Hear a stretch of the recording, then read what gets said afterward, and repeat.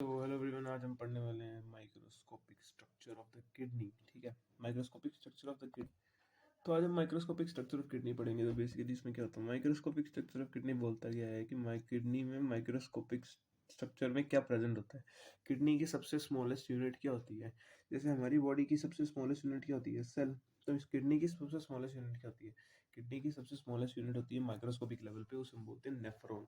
ठीक है, नेफ्रॉन क्या होता है, किडनी का सेल होता है, किडनी का स्मॉलेस्ट यूनिट होती है। ठीक है, किडनी के अंदर बेसिकली 1 मिलियन नेफ्रॉन्स होते हैं। ठीक है, तो वो 1 मिलियन नेफ्रॉन्स क्या करते हैं, वही सारी बेसिकली मैंने आपको बताया था कि नेफ्रॉन क्या होता है। नेफ्रॉन क्या करता है, यूरिन की फॉर्मेशन कराता है। ठीक है, तो नेफ्रॉन में क्या होता है, कुछ कुछ पार्ट्स होते हैं ना। ठीक है, जैसे ये कप शेप पार्ट होता है ना नेफ्रॉन का, इसे आप क्या बोलते हो, ग्लोमेरुलस। ठीक है, इसे ग्लोमेरुलस बोलते हैं। क्यों बोलते हैं, क्योंकि इसे हम ये ग्लोमेरुलस एक आपका क्या होता है, ब्लडी या आपका एक वेस्कुलर कैपिलरीज का शीथ होता है, ये बंडल होता है, उसको कंटेन करता है। इसे ग्लोमेरुलस बोलते हैं। ठीक है, इसे और क्या बोलते हैं, वुमेन्स कैप्सूल भी बोलते हैं इसे, और इसे मालफिजियन बॉडी भी बोलते हैं। ठीक है, तो cup shape of the nephron is also known as the Bowman's capsule. इसे एक नाम से बुलाओ, वैसे इसके तीन नाम होते हैं। ठीक है, एक नाम से हम बुलाएंगे वुमेन्स कैप्सूल।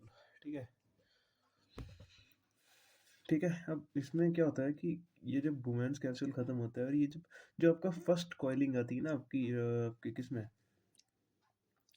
आपके आपके नेफ्रॉन के अंदर, तो इसे आप बोलते हो PCT, which is also known as the proximal convoluted tubule.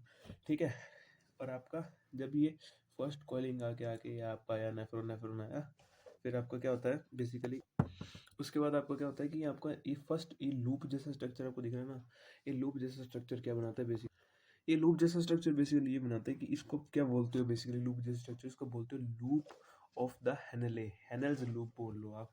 ठीक है, अब इसे आप मेडुलरी लूप भी बोलते हो। मेडुलरी लूप इसलिए बोलते हो कि देखो, एक फैक्ट है नेफ्रॉन का, कि नेफ्रॉन का क्या हिसाब किताब होता है कि हमने अगर पिछली वीडियो में याद करें तो हमने क्या पढ़ा था, पिछली वीडियो में नहीं पढ़ा था, किडनी का ग्रोथ स्ट्रक्चर पढ़ा था।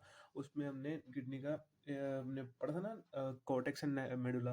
तो कि जो नेफ्रॉन होता है ना, नेफ्रॉन का आधा पार्ट कॉर्टेक्स में होता है और आधा पार्ट मेडुला में होता है। ठीक है, ये कुछ ऐसे एम्बेडेड होते हैं नेफ्रॉन्स। ठीक है, आधे कॉर्टेक्स के अंदर, आधे कॉर्टेक्स के अंदर और आधे मेडुला के अंदर। ठीक है, तो लूप ऑफ हेनरी जो पार्ट होता है ये मेडुला के अंदर होता है, तो इसे हम मेडुलरी लूप भी बोलते हैं। ठीक है, तो जब आपका लूप ऑफ हेनले आता है ना, तो ये पूरा लूप ऑफ हेनले है। अब जो लूप नीचे को डिसेंड हो रहा है, सब बोलोगे डिसेंडिंग लूप ऑफ हेनले, और DLOH, descending loop of Henle. ठीक है, और जो ऊपर को सेंड कर रहा है लूप, उसे आप क्या बोलोगे, असेंडिंग लूप ऑफ हेनले। ठीक है, असेंडिंग लूप ऑफ हेनले। ठीक है, अब आपका लूप ऑफ हेनले खत्म हो गया, हेनल्स लूप आपका खत्म हो गया, तो फिर आपके यहाँ पे जब सेकंड कॉइलिंग आएगी, ठीक है, सेकंड कॉइल्ड स्ट्रक्चर आएगा, उसे बोलोगे डिस्टल कॉन्वोल्यूटेड ट्यूब्यूल। ये सेकंड ट्यूब्यूल आएगा, उसे बोलोगे डिस्टल कॉन्वोल्यूटेड ट्यूब्यूल। ठीक है, और आपका जब एक लास्ट डक्ट होती है एक, जिससे आपको एक नेफ्रॉन कनेक्ट करता है, उसे आप बोलोगे कलेक्टिंग डक्ट। ये सारा जो फिल्ट्रेट यहाँ पे फॉर्म होता है ना नेफ्रॉन में, ये सब कलेक्टिंग डक्ट एक उस फिल्ट्रेट को कलेक्ट करती है। देखो, एक कलेक्टिंग डक्ट से ना 2-3 नेफ्रॉन अटैच होते हैं, ये कई सारे नेफ्रॉन अटैच होते हैं एक कलेक्टिंग डक्ट से। पता है कैसे, कुछ वो ऐसे ऐसे दिखते हैं कुछ। ठीक है, ऐसे दिखते हैं। ठीक है, एक कलेक्टिंग डक्ट से 2 नेफ्रॉन अटैच हैं। ठीक है,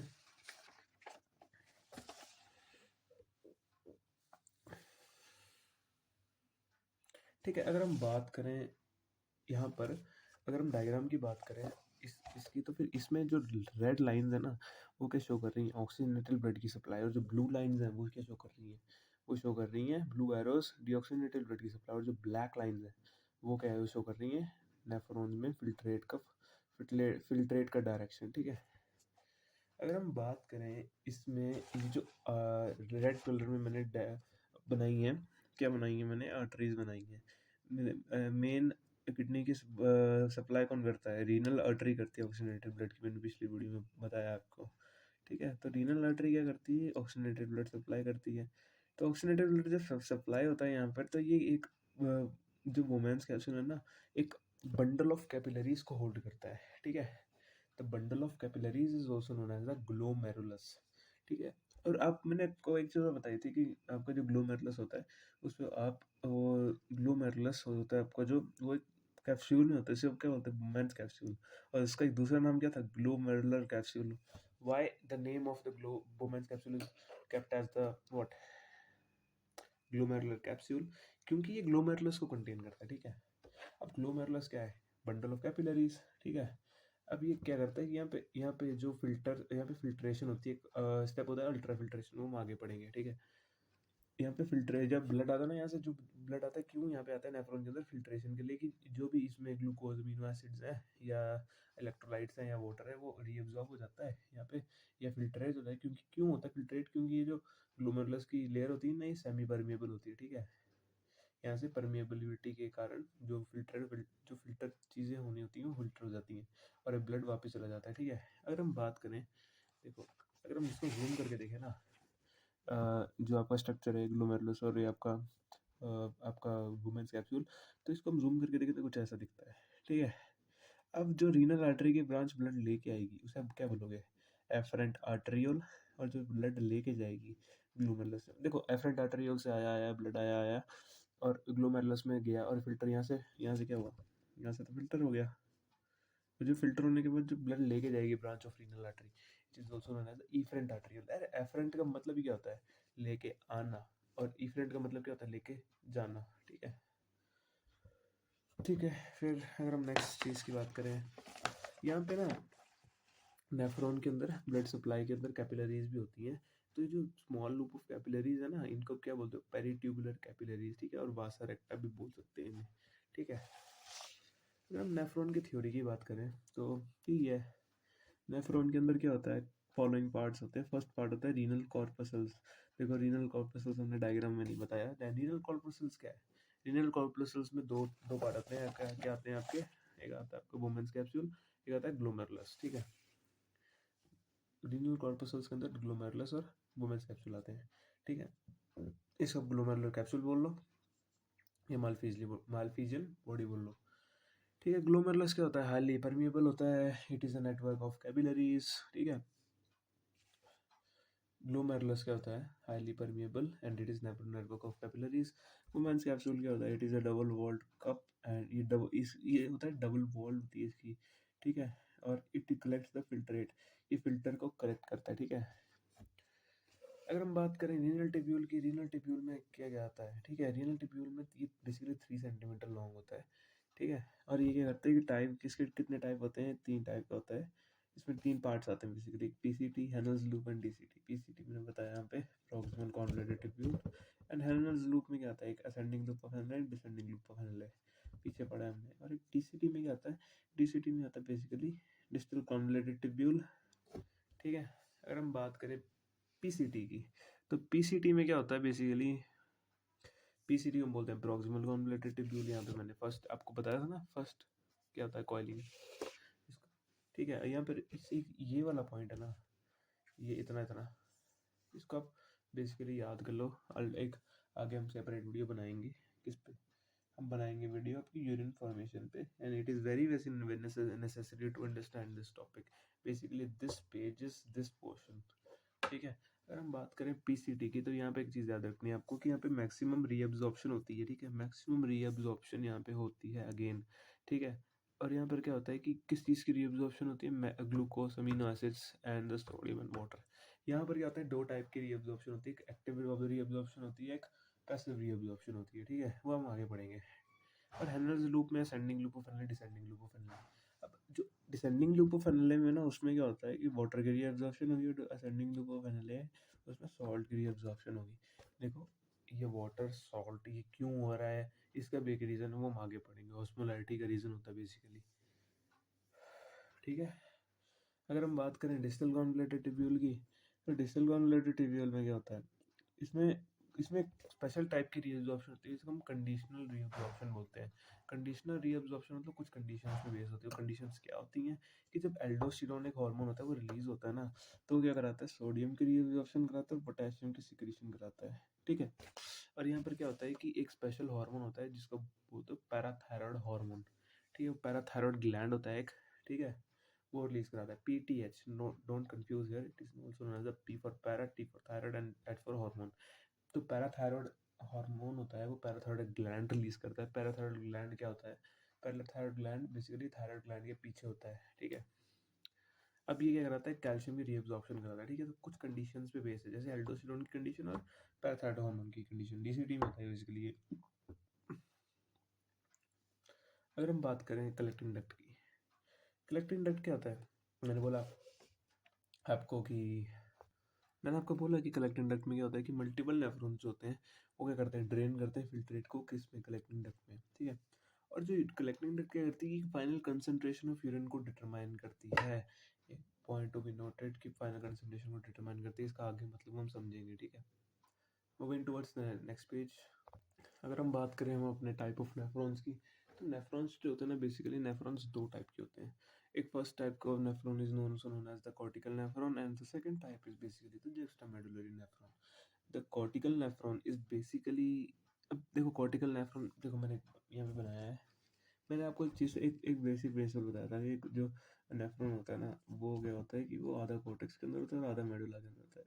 ये बात क्लियर है, ठीक है। अब जो कॉर्टिकल नेफ्रॉन होता है, क्या बोल रहा हूँ मैं, जो कॉर्टिकल नेफ्रॉन होता है ना, उसका ऐसा नहीं है कि वो भी कॉर्टेक्स के अंदर होगा और वो भी मेडुला के अंदर होगा, ऐसी बात नहीं है। पर जो कॉर्टिकल नेफ्रॉन होगा ना, वो उसका जो लूप ऑफ एनाले है ना, वो थोड़ा शॉर्ट होगा, ये शॉर्ट लूप ऑफ एनाले है। और जो जक्स्टा मेडुलरी नेफ्रॉन होगा ना, उसका जो लूप ऑफ एनाले है वो इनर मेडुला तक जाएगा, या डीप होगा, सिंपली बात करें तो, ठीक है। अगर हम बात करें इसकी थ्योरी की, तो कॉर्टिकल नेफ्रॉन जो होता है ना, बेसिकली वो 80 to 85% हमारे किडनीज के अंदर प्रेजेंट होते हैं। और जो जुक्स्टामेडुलरी नेफ्रॉन्स है ना, वो होते हैं 15 to 20% present in body kidneys, ठीक है। और जो कॉर्टिकल नेफ्रॉन्स होते हैं, उनका फंक्शन क्या होता है कि ये क्या हैंडल करते हैं कि general filtration and the reabsorption in the cortex. ये जनरल जो नॉर्मल फिल्ट्रेशन होती है उसको हैंडल करते हैं, और क्योंकि हमारी किडनीज फंक्शन ये करते हैं, फिल्ट्रेशन का फंक्शन करती हैं और रीअब्जॉर्प्शन कराते हैं इन द कॉर्टेक्स, ठीक है। ओके, ठीक है। तो अगर हम बात करें जुक्स्टामेडुलरी नेफ्रॉन्स की, 15 से 20% प्रेजेंट है। ये किस चीज़ के लिए क्रूशियल होते हैं? ये क्रूशियल होते हैं डिटरमाइनिंग दी बेसिकली फाइनल, ये करते हैं कि कंसंट्रेशन यूरिन की, देखो कंसंट्रेशन मेंटेन करते हैं यूरिन की, basically juxtamedullary nephrons, and water balance maintain करते हैं किस कंडीशन में? डिहाइड्रेशन की आपकी कंडीशन में, ठीक है। अब देखो बेसिकली क्या होता है कि जो हमारी डिहाइड्रेशन होती है ना, अगर आप पानी की कमी हो जाए हमारी बॉडी के अंदर, तो क्या होता है? यूरिन कंसंट्रेटेड आता है, ठीक है। अब वो क्यों आता है? क्योंकि जुक्स्टामेडुलरी नेफ्रॉन्स जो होते हैं वो एक्टिव हो जाते हैं, ठीक है। अगर हम बात करें तो कॉर्टिकल नेफ्रॉन्स जो होते हैं और जो जुक्स्टामेडुलरी नेफ्रॉन्स होते हैं, उनमें बेसिकली डिफरेंस क्या होता है, ठीक है। एक जो कॉर्टिकल नेफ्रॉन्स होते हैं, basic difference, short loop of Henle, यानी जो जुक्स्टामेडुलरी नेफ्रॉन्स में लॉन्गर लूप ऑफ एनाले, ठीक है। अब जो कॉर्टिकल कॉर्टिकल नेफ्रॉन्स होते हैं, उनमें अंदर उनके अंदर वासा रेक्टा एब्सेंट होती है। व्हाट इज वासा रेक्टा? वासा रेक्टा होती है पेरिट्यूबुलर कैपिलरीज, ठीक है, हमने पढ़ी थी। जुक्स्टामेडुलरी नेफ्रॉन क्या होता है? जुक्स्टामेडुलरी नेफ्रॉन्स के अंदर लॉन्ग हैनलेज लूप होता है और वासा रेक्टा इनके अंदर प्रेजेंट होती है, ठीक है। ओके, सो अगर हम बात करें पासेजेस ऑफ द यूरिन की, तो पासेज ऑफ यूरिन की बात मतलब यूरिन पास कहाँ कहाँ से करता है? सबसे पहले यूरिन नेफ्रॉन के अंदर गया, नेफ्रॉन में भी सबसे पहले कहाँ गया? आपका पहले यहाँ पे ये आपका था ग्लोमेरुलस में गया, फिर इसके बाद पीसीटी में गया, फिर लूप डिसेंडिंग लूप ऑफ एनाले में गया, फिर असेंडिंग लूप ऑफ एनाले में गया, फिर डीसीटी में गया, फिर आपका कलेक्टिंग डक्ट में गया, ठीक है। तो नेफ्रॉन से वो पीसीटी डीसीटी वाला सारी कहानी तो यहाँ से ऊपर आप एक्स्ट्रा एक्स्ट्रा करके भी लिख सकते हो। और जो नेफ्रॉन होता है ना, उसमें उसके बाद मतलब लास्ट तो कलेक्टिंग डक्ट में गया, कलेक्टिंग डक्ट के बाद कहाँ जाता है? हमने किडनी के स्ट्रक्चर में पढ़ा था, क्या पढ़ा था? माइनर कैलिसिस के अंदर जाएगा, फिर मेजर कैलिसिस के अंदर जाएगा, दो माइनर कैलिस एक मेजर कैलिस बनेंगे, फिर रीनल पेल्विस के अंदर जाएगा, फिर यूरिटर के अंदर जाएगा, फिर यूरिनरी ब्लैडर के अंदर जाएगा, और फिर यूरिथ्रा के थ्रू एक्सक्रीट हो जाएगा, ठीक है। तो this is the passages of the urine, ठीक है। अगर हम बात करें पासेजेस ऑफ द ब्लड की, तो पासेज ऑफ द ब्लड ये बोल रहे हैं कि सबसे पहले हमारा जो यूरिन होगा ना, वो हार्ट के अंदर आया जाएगा, फिर रीनल आर्टरी से किडनी के अंदर आएगा, फिर एफरेंट आर्टरियोल लेके आएगा, फिर ग्लोमेरुलस के अंदर फिल्ट्रेशन हो जाएगी, फिर इफरेंट आर्टरियोल लेके जाएगा, फिर पेरिट्यूबुलर कैपिलरीज से वो रीनल पेनियोल की तरफ जाएगा, फिर रीनल वेन की तरफ जाएगा, फिर वो डीऑक्सीजनेटेड ब्लड, क्योंकि ये सब यहाँ से तो डीऑक्सीजनेटेड ब्लड का पाथवे ना, फिर वो हार्ट के अंदर जाएगा और फिर ऑक्सीजनेटेड होके फिर हार्ट से रीनल आर्टरी, ऐसे साइकिल चलती रहेगी। ठीक है, तो यही था हमारा basically nephron which is also known as the microscopic structure of the kidney. तो अगर आपको हमारी वीडियोस ज़रा सी भी हेल्पफुल लगती हैं तो please try to like and subscribe to our channel, so it will help us a lot to make more such videos. So thank you.